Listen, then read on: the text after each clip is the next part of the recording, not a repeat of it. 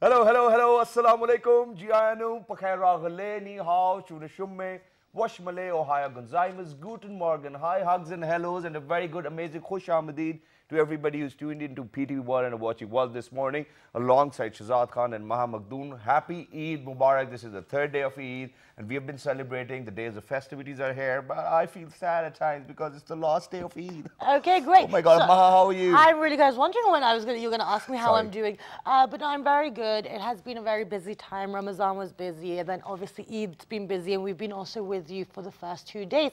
But now we're kind of winding down. We are still kind of dressed up because we want to keep you guys in the mood, but we're getting back I kind into of kept it normal, but you went to a designer, right? Yeah, I did. I was organized. But no kidding. But with that, we do have a really fun show for you in the sense that we're not going to be continuing what we did last 2 days, right, Shilad? So we have been playing games, we have been asking different questions. We did had different quizzes as well and whatnot. But other than that, ladies and gentlemen, we do have a public service message. That's where we want to get started from. So let's do our public service message first. And then we're going to tell you what basically we are doing today. Yeah. All right, Okay. ladies and gentlemen. I think Shazad is going to do the public service. Whatever message. you want, Ma. I mean, whatever you're going to say, since you're such a good colleague and you're such a good motivator as well. So whatever you say. Sarcasm today. No, it's not sarcasm. Okay. I'm going to do it. It's just a bit of British humor over here. And, it's a bit dry, I know, but it's perfectly all right.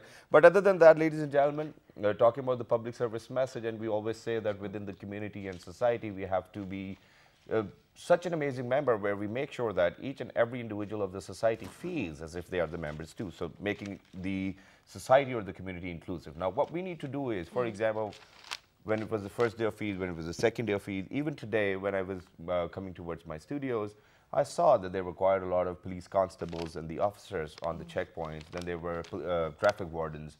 Then there were other people. Why don't you just stop for a second, hug them and say Eid Mubarak? I think they'll feel great. Yeah, okay, just be careful when you do that too, because you don't want to get into trouble. But yes, wish them hello, wish them Mubarak, because they are they're away from their families, and it's really tough. And we know how tough it is to be away from your loved ones during the festive periods. And then at the same time, it is very important to highlight their services, because even on such festivities and occasions, they are the ones who make you feel secure. Exactly. So that is our public service message. And so now with that, we're going to start our show. Yeah. So as we know, it is Eid, but we will be speaking to our guests about how they celebrated in Pakistan, what's the situation.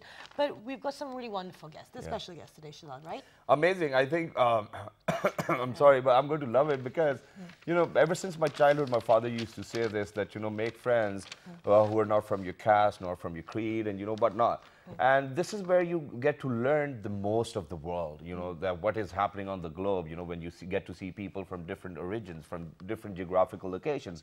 And this is what we have done, that for somebody who might probably be living in Nigeria, for example, might not even have an idea of what Eid is. And they might have even, but at the same time. So let's just take a look, or probably go down that memory line, that how can they recall those Eid blues, or probably how do they get nostalgic about our festivals and our culture. And so it's not just about how different countries celebrate it, but we're actually going to be looking at how people have moved to Pakistan out of choice to work here or study here and live here, and how they've celebrated the festivities in that period, and how life is back home and how they're handling it. But I don't know why, I'm just very super excited. I know, I can notice, I can see that, but it's great because we have some wonderful people in the studio, and it should be a fun show. No, I think I've got the reason. Why? Because I've collected quite a lot of Eid and I know where to spend it. Okay, there you go. Money. Okay, great. So with that, let's start our conversation. Yeah? Yeah. Okay. So we have been joined by Nargis Khan OBE. She is a policy advisor with a history of working with the local government in UK. Assalamu alaikum, good morning. Eid Mubarak. Oh, okay, Mubarak Maha. Hello, how are you? I'm fine, really excited. Good. Yeah. And the thing is, your brief that we have is so vast that I cannot do you justice in your introduction, so we're going to be asking you about your career and how life has been in Pakistan. And the only thing which I was concerned about was, what is OBE? So it's the Order of the British Empire, right? That's what it is. So further details can obviously be highlighted by you. Yes, which we will do once we start the conversation. Besides Nargis, we've been joined by Toby. She is a model and she was doing her master's in Pakistan and she's originally from Nigeria. Hello, how are you? Hi, how are you? Eid Mubarak to you Eid too. Mubarak. I love your I would love hairstyle. to correct something. Yes. We celebrate Eid in Nigeria. This Yeah, one- yeah, I yes. know. That's why I said they might even. Yeah. You know? So the thing is, we're also here to educate the Pakistanis as well. What is life there? Because I think people have very, their own stereotypical views. So thank you so much for joining us. What, was the stereotypical thing for me? We'll talk about, no, it's not that. I'm just Okay, asking. so besides, Eid, literally? besides Toby, we've been joined by Tyra Ali. She is a tax consultant and she has worked in UK before moving to Pakistan. She's working with Her Majesty's Tax and Revenue Customs. Yeah, Revenue and Customs. Exactly. Hello, Eid Mubarak. HRMC. Eid Mubarak. And Thank you very much so for coming being over, here. ladies. It's genuinely a pleasure as well. Thank you very much for joining us on this auspicious occasion. Let me just fill in my words as well. I think that's what I'm going to do over here because it's Eid. You know, you get because otherwise Maha does not give you that space where you can joke around on the show. And she's like, "Oh, I'm going to stab you. You got to be serious." Oh, no, we don't talk about violence here at all. Okay, sorry. Okay, so let's get started. And so, Nargis, well, let's start with Eid. How has your Eid been so far? And thank you so much for joining us on the third day. What are your plans?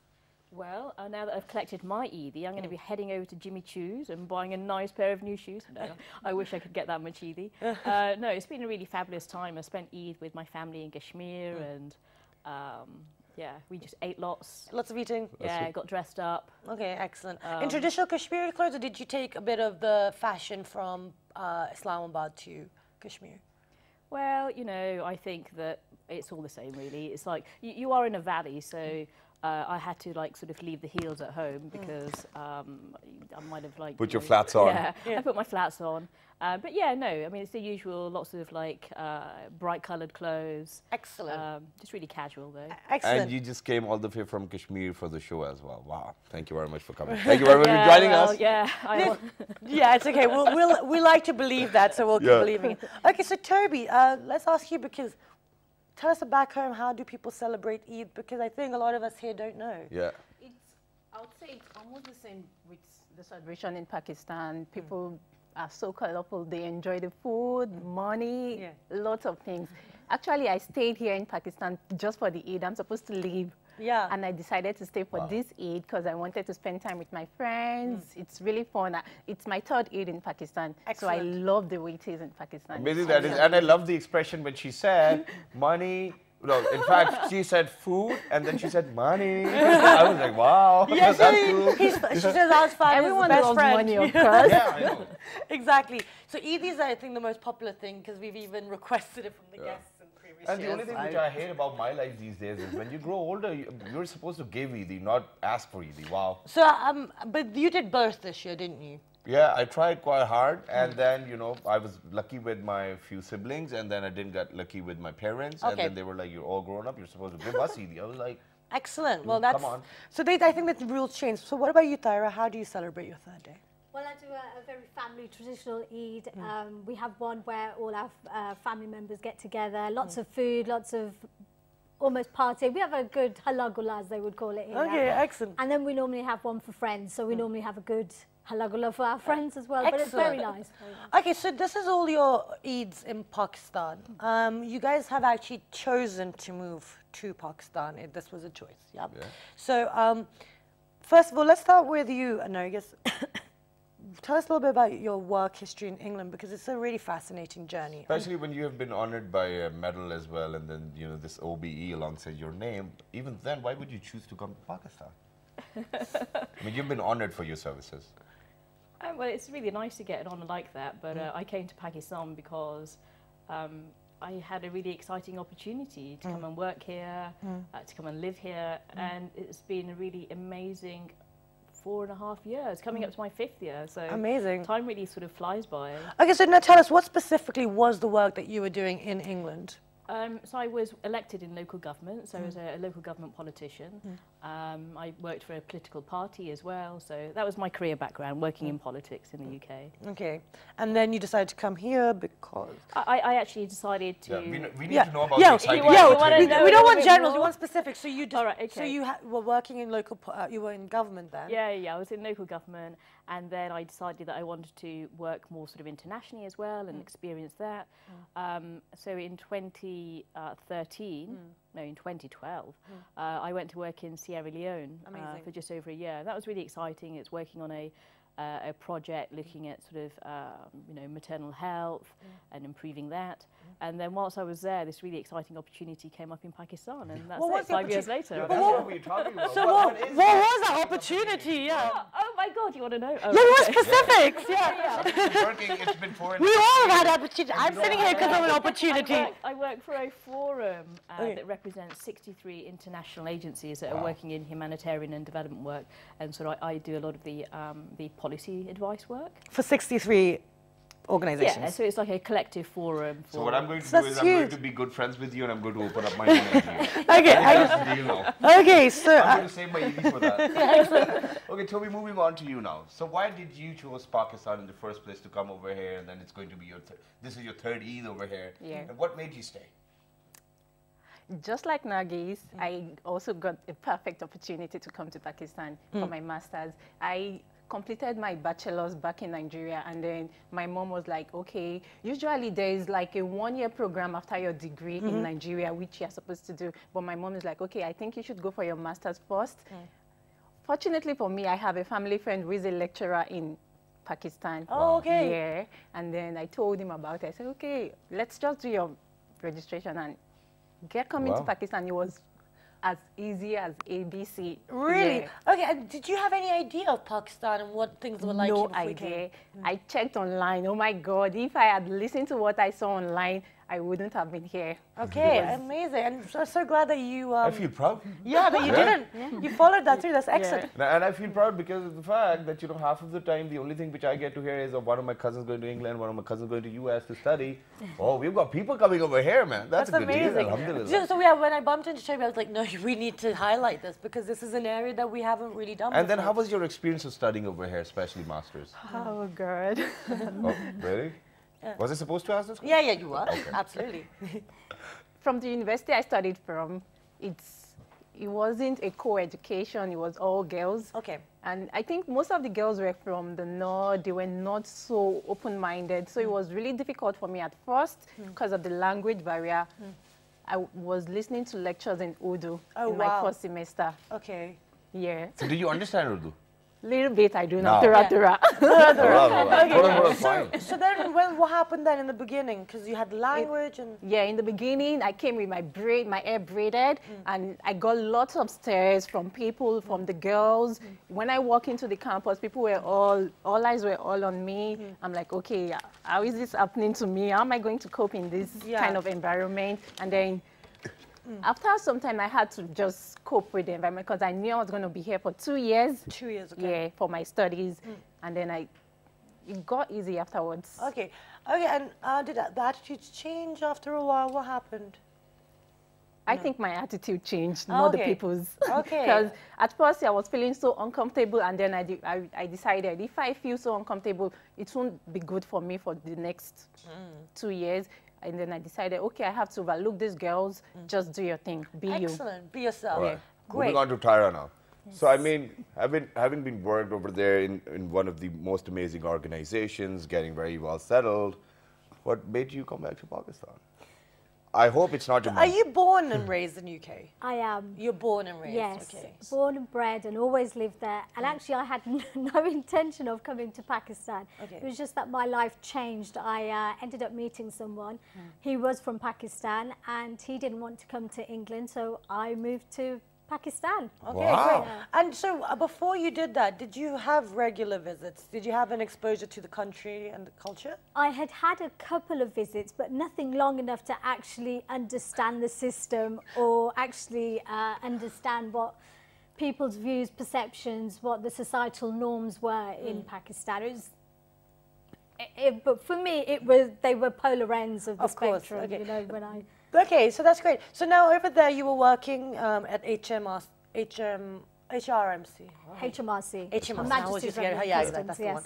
one. And so when you came back, like so you decided to get married, you moved here, and then what happened? Well, actually my career goes, I started off at HMRC. Yeah. I then went on to become a lawyer, tax lawyer, and the corporate I went into area. the corporate side against the revenue, actually. But prior to coming here, I took over the family business, which is in social care recruitment. So I was running that for 2 years. And then from nowhere, obviously, I was plucked and I came here. And all of a sudden, my life sort of stopped. You know, that busyness. And there's a very routine life in Britain. But when you come to Pakistan, the system is there is no routine. The system is there are no systems. Yes. And that was quite hard to get my head round. Okay. Did you suffer through a bit of culture shock as well, that you know how people used to behave or how your mother-in-law was behaving? Sorry, but she might be watching even. Because over there, people are very straightforward. They're very open about their issues. They want to talk, they communicate. Because over here, whenever you end up in an argument, well, it is just to win an argument, not to listen to somebody else, right? So what happened over here? It was very difficult trying to get used to all the societal norms and actually living in a family system, so to speak. But obviously you have to, it's going from one extreme to another, you have to get used to it. It was very hard, very hard. And there were tears and there were tantrums, I'm not going to lie. And that's where I was coming. So you came over here, you got married, alhamdulillah, you were all happy, you were all settled. It's your first Eid. Okay, so now, you know, on Eid, what happens is, you know, popos come in, khalas come in, everybody's coming. Were you used to of all of these norms and culture over there in England? And then when you came over here, how did you manage it all? Because then husbands do expect their wives to cook as well. I mean, go so and host and do everything. Well, to be honest, I was very lucky with my husband. He was very supportive. So there was a lot of things I didn't understand, which he sort of took me through step by step, what I needed to do, when I needed to speak, when I shouldn't speak. Because you're right, we do communicate a lot. We do talk a lot. We express our feelings. Yeah. Feelings are not the high on the agenda here. It's get things done. That's the type of attitude you have, not in a negative way, but that's just the way it is here. Yeah. The first Eid was quite hard in that I had no idea what I was doing or what I was supposed to do. Hosting was not one of my big skills, and hosting is a huge thing in Pakistan. So I actually learnt that whole looking after people, making sure they were okay, the cooking. How to decorate the table and Yes. everything. Gosh, Or ko pooch lo pehle. Okay, so Daira, you didn't have you know the exposure to the culture as much because you had. What about you, Nargis? How was the story for you? Was it the same or not? Well, we always used to come visit Pakistan when I was younger. So for me, Pakistan was somewhere where I came on holiday. Most kids from my school went to Spain or, you know, Disney World. Or skiing in the Alps or something. You came to Pakistan. Hey. Yeah, we came to Pakistan. Where did you go this weekend? Okay, great. So it was really good fun. I mean, you know, when you're here and you're younger, it's all a bit of an adventure, sort of. You know, in those days, coming to the airport was an adventure in itself, and then sort of like traveling from Islamabad to Kashmir was, you know, it was just so beautiful. And you know, living in sort of, you know, towns and cities in the UK, you don't always get to see the kind of beautiful countryside here. So it was really amazing. There's one thing very amazing which I think I should mention over here. So the best thing about Kashmiris who've actually moved to Britain, and now when they come back very frequently. They're rich people over there as well. So now what they do is, when they speak English, obviously you cannot understand that. They're very fast, they're very quick, they pick up their, you know, the accent is just superb. And when they speak Punjabi, you're like, did you ever go to Britain as well? So, you know, it's just hilarious with them. Even when you sit down with them in the planes, what happens is, Haji Paji ki haal hai? And all of a sudden it's like, yo, what's happening? And I, dude, really? I mean, are you the same guy? So I think I'm going to appreciate them for their skill to pick up on different cultures as well. I think this is what I've noticed about Kashmiris. That's excellent. So now when, okay, so when you finally came here and you decided to pick up this stuff, like Shehzad said, you know, it's you guys have, you speak Punjabi, you guys can integrate, it's really great. It's not really Punjabi though. I don't speak Punjabi, Yeah. we speak Punj. Punj, yeah. Like, none of this It's a different Punjabi. language. It is a different So there's just Abi left, you know, Punj is there. Oh yeah, excellent. So now when you came in, because Tyra's mentioning the difficulty she had with the whole cultural changes, there are completely on different ends of the spectrum. how did you feel? Like, did you feel those social changes or different expectations? Did you know when to speak, not to speak, that kind of thing? I think I speak a lot, and I probably carried on speaking as much as I normally do. I think the language barrier was, you know, maybe difficult in the beginning. I remember sort of moving into a house and saying to the agent, okay, I'd like you to put my pictures up. And this continued for about a month, going, look, you know, can you please put my pictures up? And in the end, it was sort of like, Madam, pigeons, so I think he sort of thought for a whole month I was asking him to nail birds to my wall. So, you know, pigeons, pictures, scenery, you know, things like that. You sort of slowly learn, and then hopefully he doesn't think that I'm some crazy woman that wants dead birds on her wall. Take me that guy, man. I mean, that's what I was saying when I was trying to explain that this is what happens to the guy. Okay, excellent. Okay, so what about you, Toby? How did you overcome the cultural and the... Because there are some similarities in the Nigerian culture, but also the language is different. And, you know, there are cultural differences because also, you know, you're not a Muslim. You are a Christian living in a Muslim country. So how is it for you? And then the situation was different for you because she had her husband, you know. She had her own family. You only had one family relative over here. Not even a relative, just a friend, family friend. All right, that's what she said. I mean, even if you go back into the interview that, you know, one of my family relatives. But it's perfectly all right. So then how was it for you? Because you were all by yourself. Well, and then, hey, it's the first Eid. So, okay, what am I doing this year? I think Maha even goes through that at times.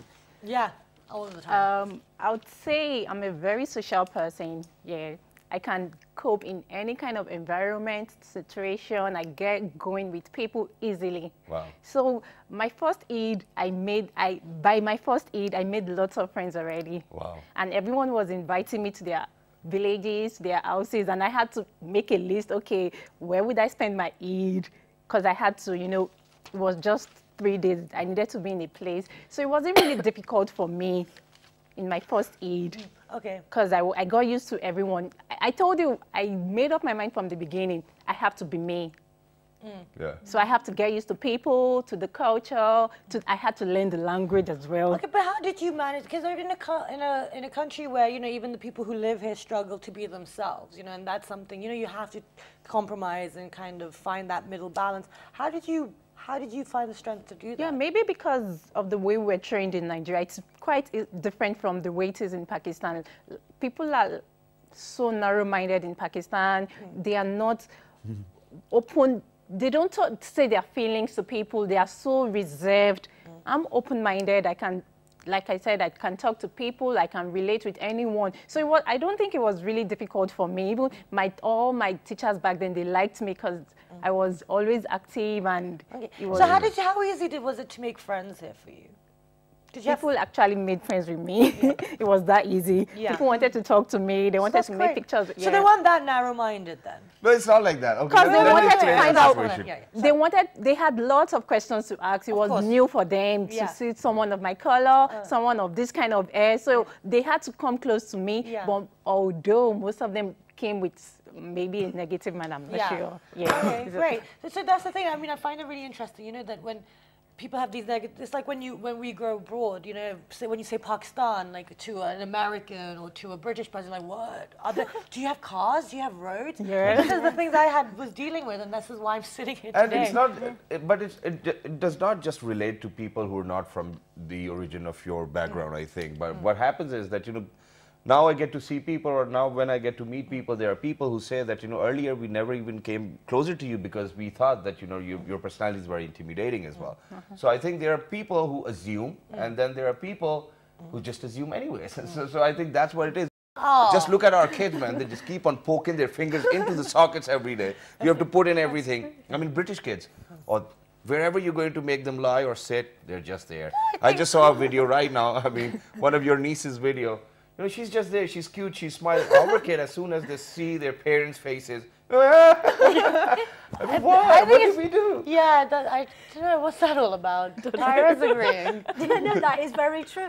The amount of children that put their fingers in sockets. Just like that? I have never seen so many kids put fingers in sockets. But you know what it is? It's because of, like, I mean, I guess a lot of parents do it here as well. I've seen them. I don't want to paint the brush with everyone, but they put the socket protectors in. That's why in England you can try, but you can't fit your finger in there because you've made you've put all the baby-proof the house. I'm sorry for being mean over here, but this is I feel like you are. This is one thing which I did to my daughter once. Oh, okay. So whenever I would do, I was I'm having so scared when it's coming. So whenever I was having a cup of tea, she'll just come and nudge the cup of tea, and it'll shake, and I'll be scared of the fact that it's going to fall over me first and then her. So when it happened like 4 or 5 times, I took her finger, dipped it in, and I told her it's hot. And that